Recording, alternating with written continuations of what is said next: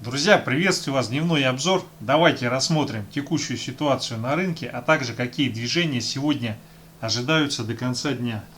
Так, но сегодня утро уже началось не просто потому, что Китай корректировался, закрылся он снижением, Япония тоже закрылась снижением. Но опять же, движение по Китаю пока не критично, потому что подошли к тем уровням, от которых вполне может произойти отбой и коррекционный отскок.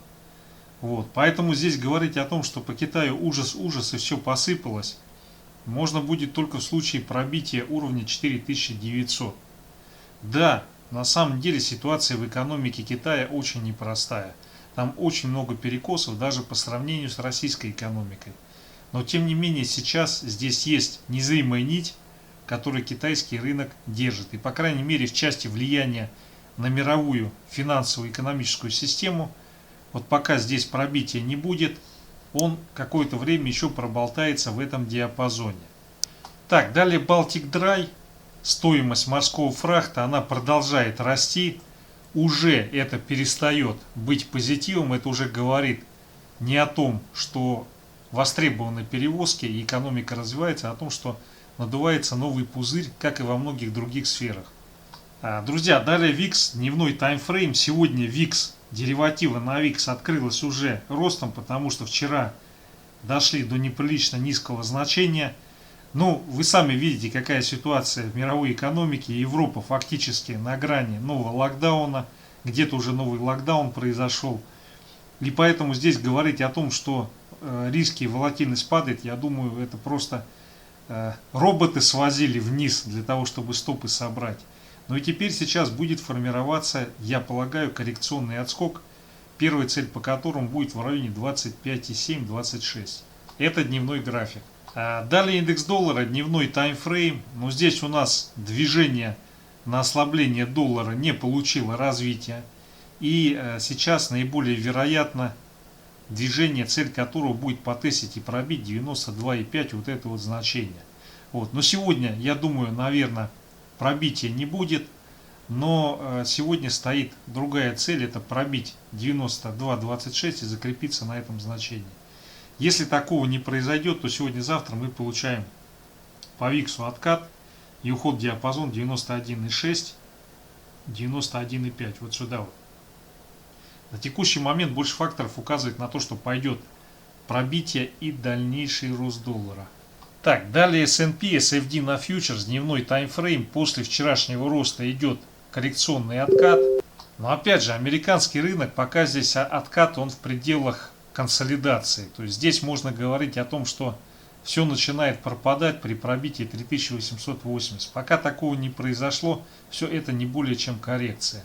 Так, ну и вот 4-часовик. По 4-часовику либо в ближайший час-два у нас будет разворот и отскок с целью движения 3960. Если разворота не будет, то у нас цель движения находится на 3905-3900, тестирование вот этого значения. Так, друзья, далее по биткоину вопрос. Ну и, соответственно, вся крипта, которая является взаимосвязанной. Вот у нас двойное дно нарисовалось, и поэтому сегодня либо будет коррекционный отскок в район 56 тысяч, 55 500 и закрепление. Или если этого не произойдет, то весьма вероятно движение продолжится и будет тестирование на пробой вот этого диапазончика, который 52 тысячи, 53 тысячи. Вот сюда вот. Так, друзья, далее российский индекс ОФЗ RGBI, недельный таймфрейм. Здесь, смотрите, пробили сильный уровень, который 145.35. Соответственно, здесь ближайший уровень, от которого может произойти кристаллизация, это 142,5. Вот сейчас текущая формация, то, что пробили уровень 145.35, либо здесь на этой неделе, на следующей произойдет отскок, и мы попытаемся закрепиться выше вот этого уровня, или же у нас в самое ближайшее время будет следующая точка остановки 142,5. Вот сюда вот к этому значению. Падение индекса ценных бумаг указывает на то, что на рубль дополнительное давление создается. Нельзя, конечно, однозначно сказать, что вот если они падают, то рублю все, конец. Вот, но определенное давление это на рубль, несомненно, создает. Но я бы все-таки хотел обратить внимание на то, что первичное для курса рубля это состояние экономики и как это состояние экономики соотносится с другими странами и монетарная политика. То есть вот этот индекс, он оказывает влияние и он определенным образом указывает на то, что локально может с рублем происходить. Но сказать, что это вот, скажем так, однозначный индикатор для рубля, ну, я думаю, это не совсем корректно. Вот. Тем не менее, если движение продолжается до нижней границы, в район 133, ну, это может привести к тому, что рубль он пойдет еще пониже. То есть доллар вполне как бы по рублю может сходить на 77 при таком движении. Так, ну вот на финансе такие пессимистичные статьи. Но опять же, обращаю внимание, здесь фундаментально такое состояние, что все, мягко говоря, не очень хорошо. Тут как бы без привязки к каким-либо событиям. Ну и что касается RGBI, если переходить на 4-часовой таймфрейм, то здесь пока никаких сигналов на то, что происходит разворот и попытка отскока, не наблюдается. Так, друзья, далее нефть Brent, дневной таймфрейм. Но смотрите, здесь дополнительное давление на рубль создает тот факт, что сейчас нефть движется к нижней границе консолидации в район 62,5, 62. Пока вот эти значения не пробиты, и говорить о том, что песня нефти спета, я думаю, преждевременно. Вот сейчас вполне как бы здесь может, если продолжится проторговка, это придет к тому, что отсюда мы получим попытку сходить на 66,25. Так, ну и вот часовой таймфрейм 12:17 по Москве. Здесь идет движение вниз, и, соответственно, это движение наиболее вероятно будет тормозиться сейчас в диапазоне 63, 62,6. Вот здесь вот в этом диапазоне. Ну, 62,5, если вот совсем уже точно рассматривать. Вот. И пока нету пробития 62, говорить о том, что по нефти полномасштабная коррекция развергается, я думаю, преждевременно. Но в ближайшее время определится ситуация. Либо здесь будет консолидация, отскок, или если будет пробитие, то мы начнем проседать дальше. Так, друзья, далее золото. Золото у нас находится в консолидации. Цель движения это тестирование и пробой 1752-1754. Это дневной таймфрейм. Здесь мы сейчас откатились к нижней границе. Если рассматривать ситуацию внутри дня, то у нас есть внутри дня уровень, это 1732-1730, вот этот диапазон. Если мы этот диапазон сейчас не пробиваем, то у нас вот все это движение, которое здесь происходит, оно ведет к тому, что будет пробито 1740 и произойдет попытка пробить 1747 и сходить в район 1752-1754. Такой сценарий мне видится наиболее вероятным, если не будет коррекционного отката и пробития 1732-1730. Вот здесь вот этот диапазон, если мы его удерживаем, то, соответственно, у нас на сегодня, на завтра будет попытка сходить вот сюда вот и пробить локальный хай, вот этот. Ну и потом цель движения закрепления выше 1752.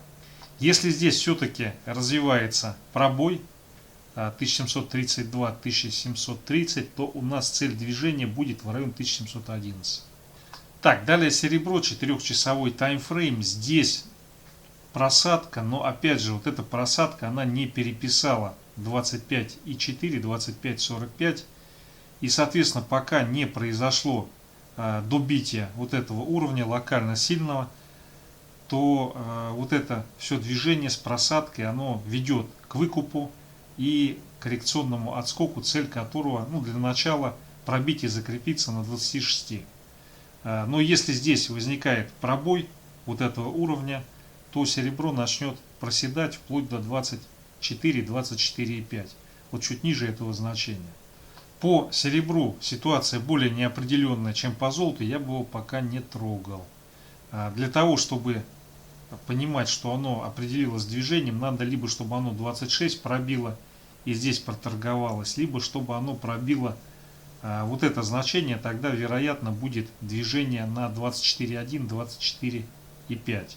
Так, друзья, далее рубль-доллар, USD Tomorrow, недельный таймфрейм. Но смотрите, нам немножко вот осталось дойти до сильного уровня, который 76.25. Немножко. Вот для того, чтобы он был пробит и пошел дальнейший рост доллара, необходимо либо чтобы нефть ушла ниже 62, или же чтобы ну, какие-то новые интересные санкции прозвучали и ну, была угроза их незамедлительного выполнения. Если вот эти два условия или одно из них не выполняется, то весьма вероятно здесь у нас будет отбой, и на текущий момент рубль-доллар в диапазоне 75.15, 72.20, 76.25, вот здесь вот. Это дневной таймфрейм. Ну, здесь как бы уже мы подходим, уже начинается торможение, хотя пока никаких разворотных формаций я не наблюдаю. Вот. Я предполагаю, что вот такое движение за день, но здесь просто Центробанк обязан подключиться, потому что если он не подключится, это уже будет паника, и движение может развиться значительно сильнее. Вот. Поэтому я все-таки ожидаю, что либо от текущего значения, либо даже не доходя до 76.25, ну где-то начинает 76, 76.1 и до текущего значения. Здесь сейчас формируется разворот и пойдет движение, цель которого будет потестить 75.3. Мы перешли на новый энергетический уровень в рубль-доллар. Вот, скорее всего, какое-то время проторговка будет в этом диапазоне. Опять же, обращаю внимание, пробитие вот этого значения, для того, чтобы оно произошло, необходимо либо чтобы нефть начала сыпаться, либо для того, чтобы новые интересные артефакты в плане санкций достали бы и грозно озвучили. Вот тогда, да, здесь будет пробой, закрепление и уход наверх. Пока как бы я думаю, что вот все как бы потенциал на текущий момент, с учетом тех условий, которые есть, он исчерпан. И где-то отсюда должен быть коррекционный отбой. Тем более у нас на завтра запланирован достаточно большой спрос на рублевую ликвидность. Это и в рамках налоговых выплат, и в рамках того, что, наверное, все-таки ОФЗ как-то будут размещать. Хотя с таким падающим индексом RGBI, наверное, это все-таки не самая лучшая идея. Вот. Но с другой стороны, как бы тоже этот процесс, я думаю, если его остановить, наверное, это будет дурной знак и дополнительный негатив. Вот. Поэтому по рубль-доллар, я думаю, вот сейчас, если никакого трэша не вылезает, мы вот где-то с текущего или со значения 76.05 развернемся и скорректируемся. Сейчас посмотрим на часовике, куда пойдем. Но, судя по часовику, здесь основные ключевые задачи, они были выполнены. Пока как бы явной разворотной формации на часовике нету, но напрашивается ее появление, и, соответственно, в этом случае коррекционный откат, цель которого 75.15, возможно, даже 75.1. Вот куда-то вот сюда. Вот, опять же, сценарий, если здесь не происходит сейчас разворота, я описал на примере дневного графика. Так, друзья, далее евро-доллар, 4-часовой таймфрейм. Вот здесь у нас рост не пошел, все сыпанулось к черту. Вот, но есть и положительный момент, потому что вот это движение, оно выполнило определенную задачу, которая здесь была. Вот, и поэтому на текущий момент, вот сейчас 4-часовик, 12.26, идет попытка отскока. Я могу так сказать, что если в ближайшие часы будет закрепление выше 1,19, то сегодня, далее или завтра с утра мы увидим коррекционный отскок, цель которого будет 19.37. Вот сюда вот. Если такого движения не происходит, то вероятно она переходит торговаться в диапазон 18.74, 1.19 вот здесь вот. И только в том случае, если происходит пробитие 1,1863, нас ждет движение, цель которого будет потестить вот этот диапазончик. Вот. Ну и пробой 17.90 приведет к тому, что она начнет очень сильно сыпаться. Я думаю, сейчас надо посмотреть, как будет здесь развиваться все это движение. Если мы закрепляемся в этом диапазоне или закрепляемся выше 1,19, то весьма вероятно разовьется позитивная динамика и отскок. Да, есть фундаментальные причины, которые мешают укрепиться евро. Это очень негативная ситуация с коронавирусом в Европе. Это дает Америке преимущества ключевые. Вот. И поэтому, конечно, вот вся эта ситуация, весь этот коронавирусный негатив, он может продавить пробитие и уход евро вниз. Но пока нету вот этого пробития, я думаю, сохраняется высокая вероятность либо отскока от текущих значений, либо консолидации и отскока. Друзья, далее РТС, июньский фьючерс, дневной таймфрейм. Ну смотрите, по дневкам это дневной график, у нас движение, цель которого 139 500, 140 тысяч, вот сюда, вот в этот диапазон. Ну и на 4-часовой, на часовой формации пока никаких сигналов на то, что здесь произойдет разворот и отскок нету. Поэтому либо в ближайшие час-два появится такой сигнал, либо идем на 139 500, вот куда-то сюда. Так, друзья, далее Сбербанк. Давайте вот к дневочке перейдем. Но смотрите, невзирая на то, что есть геополитические риски, давление санкционное, в общем-то, оно нарастает, накипает. Тем не менее, Сбербанк достаточно уверенно и сильно смотрится. Сейчас вот он в результате сегодняшнего вот этого движения, здесь у него есть локальный уровень поддержки сильный, помимо 278. Этот локальный уровень, он 282, 281 с половиной. Если мы сегодня не доходим до этого значения и не закрепляемся на нем или ниже, то весьма вероятно, что отсюда будет коррекционный отскок. И цель этого отскока движение на 294 и потом 296. Если вот этот диапазончик мы сегодня продавливаем, то весьма вероятно действительно разовьется движение вниз. И цель этого движения вниз будет тестировать на прочность 278. Опять же, по Сбербанку я пока не наблюдаю, скажем так, выхода, который компенсировал бы те входы, которые были несколько дней назад. Так, далее у нас страсть и ненависть в никелевом Лас-Вегасе, Норильский никель. Так, ну смотрите, дневной график, ну здесь как бы на самом деле текущая ситуация, она пока еще не такая страшная. Не пробит сильный уровень, вот этот диапазон, пока такого пробития нету. Я думаю, какое-то чудовищное движение вниз, оно не развернется. Это дневной график. Так, друзья, давайте перейдем на часовик. Вот по часовику я могу сказать следующее. Сейчас уже 12:32 по Москве. Вот мы подошли к текущим значениям, которые ограничены 22 350. Если в ближайшее время не будет пробития и ухода на сильный уровень, то отсюда у нас возникает коррекционный отскок. И цель этого отскока возврат на 22 800, возможно повыше. Если здесь сейчас будет пробой, то весьма вероятно он идет тестировать вот этот сильный уровень, который 22 171. И, наверное, даже какое-то время вот здесь вот поторгуется в этом диапазоне. Но сейчас, судя по динамике торгов, которые здесь происходит, весьма вероятно, что пробитие 22 350 не будет, и он отсюда отскочит. Так, друзья, ну и далее Газпром. Ну смотрите, 221 мы пока так и не пробили. Пощекотали его, но пока он его потестировал и вернулся чуть повыше. Часовик, от нефти к часовику переходим. Ну смотрите, была серия ложных пробоев, но эти ложные пробои, они не привели к тому, что он закрепился ниже 221. И таким образом, если сегодня не будет добоя 219,5, то у нас вот отсюда возникает коррекционный отскок. Цель этого отскока движение на 225,3. Если вот здесь вот мы сейчас пробиваем это значение, следующая точка остановки 214,5. Вот. Пока здесь идет борьба за то, чтобы не допустить вот этого снижения, его активно выкупают.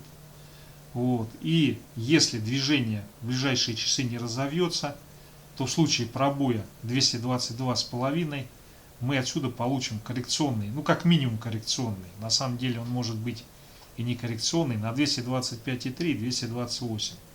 Вот. Если здесь возникает пробой, то 214,5. Но если нету никакого трэшевого события типа краха Lehman Brothers или моментальной нехватки ликвидности, как было в марте 2020 года, то ни одно падение, даже если оно развивается, оно без откатов не происходит. Вот. Здесь пока с учетом общей мировой конъюнктуры говорить о том, что должно развиться падение, я думаю, преждевременно. Но определенные геополитические риски возникли. Правда, с моей точки зрения, пока еще не совсем ужас-ужас. Все, друзья. Спасибо за внимание. Всего наилучшего.